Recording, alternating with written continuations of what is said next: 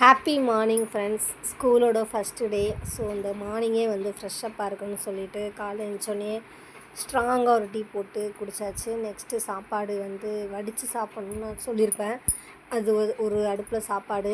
Next என் பையனுக்கு பிடிச்ச சாப்பாடு. ஃபஸ்ட்டு டேயில் நாளே சார்ட்ட என்ன வேணும்னு சொல்லி கேட்டு வச்சிட்டேன்.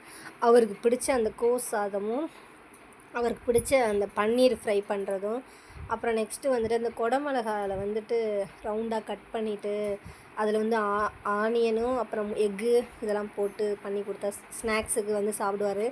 ஹெல்த்தியாகவும் இருக்கும் இல்லையா, அதனால் அதுதான் ரெடி பண்ண போகிறேன். அதுதான் ரெடி பண்ணுறோம்.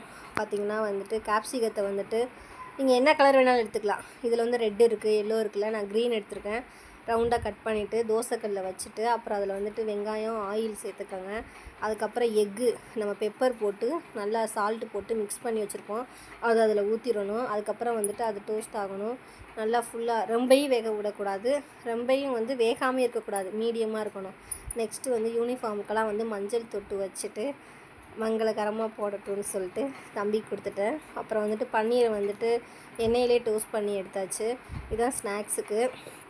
லஞ்சுக்கு வந்துட்டு அந்த கோஸ் சாதம் அதை ரெடி பண்ணி பசங்களுக்கு வந்து பேக் பண்ணியாச்சு தம்பிக்கு.